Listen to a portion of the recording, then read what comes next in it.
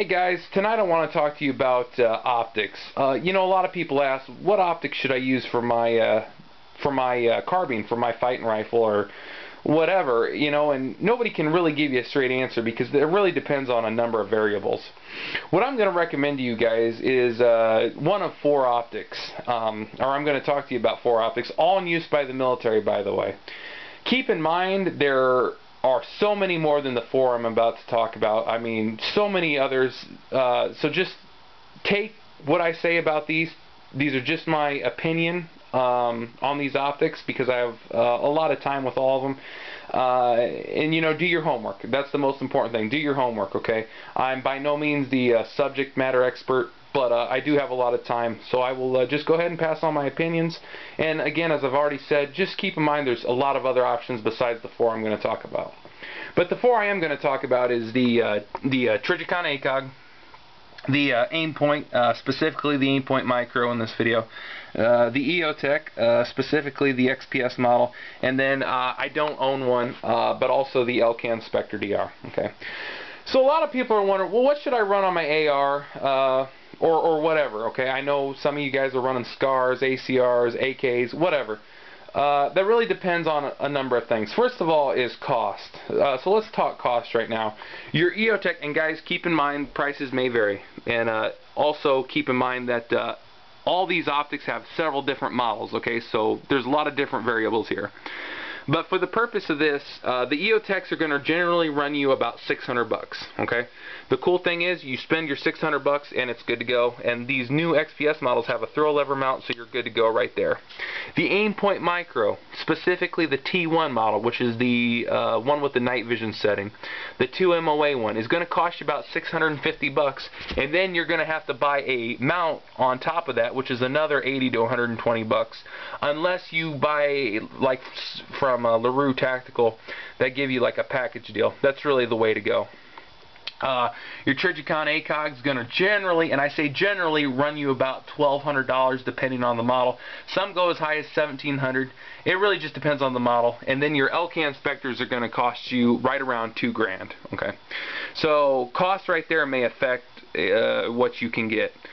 All right, but assuming cost isn't a concern, the next question you have to ask yourself: what ranges do you shoot at?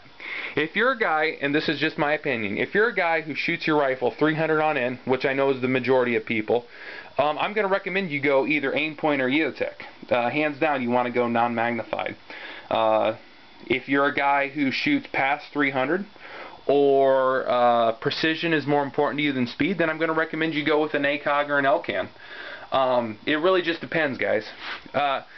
So let's just say, though, for the sake of argument, you are a guy who shoots 300 on in. Okay, so now you have to narrow it down between the Aimpoint and the EoTech. All right. Pros to the EoTech. The reticle on here is excellent. Let me see if I can fire it up for you guys. But the EoTech, I think, is a very, very quick, no, yeah, kinda. The EoTech is a very, very fast to acquire reticle. Okay, this XPS model is lightweight. The buttons are on the side here, and obviously it does have a night vision setting, which is cool for you guys in the military running night vision, or you civilian guys who have it. They put it on the side now so it doesn't interfere with magnifiers or night vision like the older models do, so that's cool. Lightweight, but it is boxy. For you guys running SCARs and ACRs, this can be a problem unless you have those high-speed angled charging handles. Okay, so just keep in mind it is a boxier design. Okay, but nevertheless, it is a good optic. The downside is it's only 600 or 700 hours of battery life, and it runs on a 3-volt lithium generally, depending on the model. Your Aimpoint Micros are going to cost you about $650, specifically the T1 model, which again, as I've already said, has the night vision setting. Okay, this happens to be an H1 model, but nevertheless, this is the 2 MOA version. I highly recommend the 2 MOA version over the 4 MOA version. Obviously, for more precision shots. For you guys wondering, well, what's MOA mean? It means minute of angle. This is a 2 MOA dot, meaning it covers 2 inches of a target at 100 yards, 4 inches at 200, 6 inches at 300, and so on and so on. The EoTech is a 65 MOA reticle overall with a 1 MOA dot in the middle. So this is slightly more precise than your Aimpoints. Although I will tell you I've hit my steel plate out to 400 plus with both these optics, not using a magnifier. I mean, so it's very possible as long as you know your holdover. Okay. This really is superior to the EoTech as far as weight. It's very compact. It looks good on just about every weapon system, from your AK to your AR to your SCAR or whatever you're running. It runs great. Again, the only downside is you have to spend extra coin for a mount unless you, again, like you do a package deal from LaRue. Okay. The awesome thing about Aimpoint is it's super durable, and the EoTech is too, but the kicker is 50,000 hour battery life.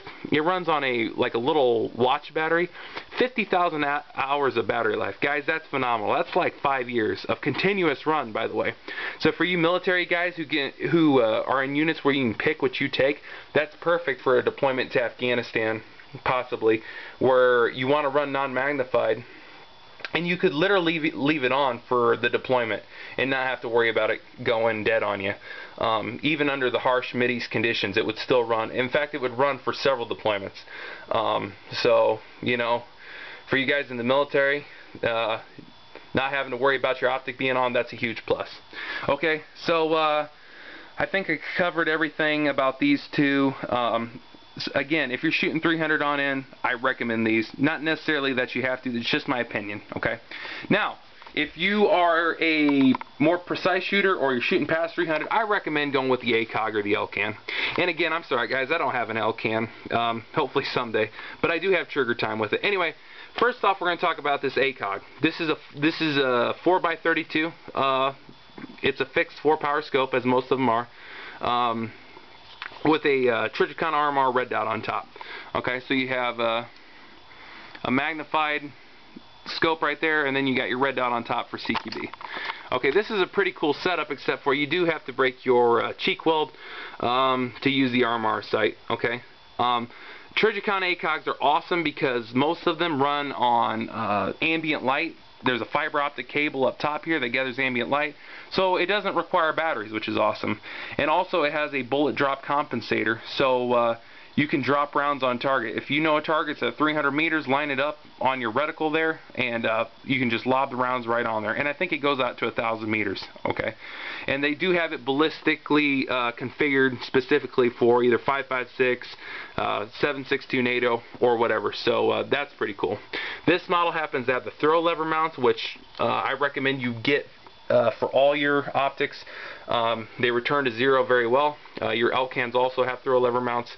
The only downside really to your ACOG is it is a fixed 4-power scope, so it's always magnified, and that's why I recommend, if you do get an ACOG, go ahead and spring for something like this RMR sight, or maybe you want to run a 45-degree offset red dot sight.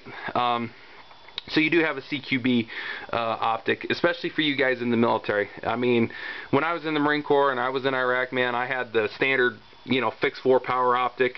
It was awesome to, you know, check out things at distance, but it was a terrible for CQB. So the only downside, obviously, to add in like red dots and all that stuff, it does add weight. So, and then your ELCANs are really, really cool. Again, they're $2,000. They're pretty pricey. They're out of the price range for most people, and I understand that. But it has the bullet drop compensator just like an ACOG, and it is a variable power. It's either 1 power or 4 power, so you really can't lose there. And again, guys, all these optics are in use by special forces guys or various military units, so you really can't go wrong. If they have their endorsement, they're pretty much bomb-proof. Okay, again, guys, that was just kind of a quick overview over 4 of the most popular optics in use. Again, there's many more out there. Make sure you do your homework. I've had good experiences with all of them and recommend them wholeheartedly. So, you know, you just got to ask yourself how much money you have to spend, what are you going to use it on, and really, what kind of ranges are you shooting? Okay, that right there can help you out immensely. You know, always be checking out deals. Try and shoot them beforehand before you pull the trigger on buying one. That always helps. And again, guys, this is just my experience. I like all of them, so if you have any questions, please hit me up. I'd be happy to answer them for you. And again, guys, this was just my opinions, so please do your own research, and happy hunting, and thanks for watching.